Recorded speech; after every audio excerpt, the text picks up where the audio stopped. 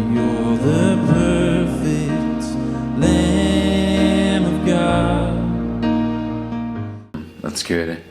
Number one, keeping my fire with Jesus. It's really simple. Prayer, worship, and the Word is a consistency. Just living a life of prayer. And when I say prayer, I mean prayer without ceasing. I mean that contemplative, meditative prayer of communion, where the primary purpose of prayer is fellowship and adoration. It's the whole thing of, if you have 10 minutes to pray, spend 8 minutes in love and adoration of praise, and 2 minutes actually doing your petition. So I believe in intercession, I believe in petitionary prayer, but the primary purpose of prayer is intimacy and love. So it's living that life of prayer, living a life devoted to prayer throughout in the secret place, even on your drive or your commute somewhere, praying in tongues, praying in the Spirit, fellowshipping with Jesus, conversating with Him, because He's actually able to have a conversation with you, to speak, to listen, and to go back and forth. Number two is worship. I just love to pour out my adoration and praise in song and in thanksgiving, but also just in my very life on the altar of worship.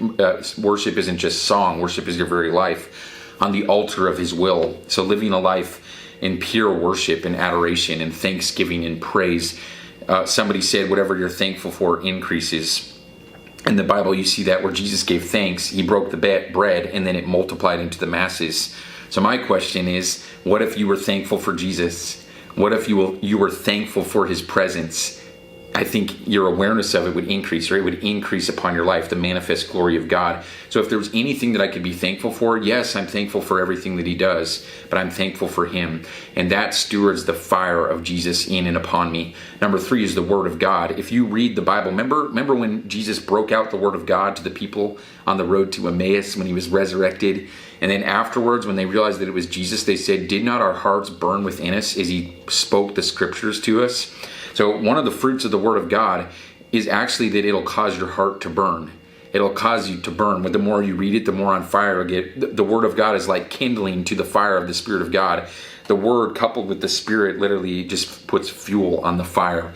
And ultimately, it's His fire. It's not my fire. So when it's saying like on fire for Jesus, it's really, as He loves me, I get in love with Him. So that's the big thing with prayer, worship, and the Word, is that I'm letting Him love me, and then I love Him. I throw it back. And then in the context of evangelism, keeping consistent to preach the gospel, it's literally just being consistent to be bold and to obey. No matter what, like every day, being consistent to be bold and to obey. And what I mean by that is a consistency to be bold and to obey, to preach the gospel. The Great Commission is not the Great Suggestion, as Reinhard Bonnke said. It's literally the Great Commission. It is a command. It's the final command that Jesus gave us. So we want to take that seriously.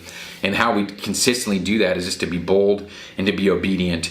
And I see this even in like Sunday morning gatherings or in gatherings with the body of believers. It's like, what if you were consistent to preach the gospel as a pastor or as a leader? What if you, every single time you gathered and those doors were open in your building, you preached the gospel? I think God would actually bring the lost to you because you were being faithful with what He entrusted you with. Or it could be everywhere you are in the marketplace. Be bold to step out and share the love of Jesus. Be bold to share the gospel.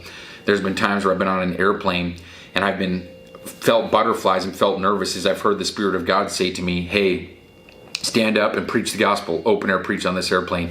And I feel butterflies just because it's like, man, COVID, because this is just recently even on COVID, and I have everybody's masked up and they're all nervous. And I'm like, man, this is crazy. I feel a little butterflies, but I have to preach the gospel. I have to be bold and I have to be obedient. So I stand up and preach.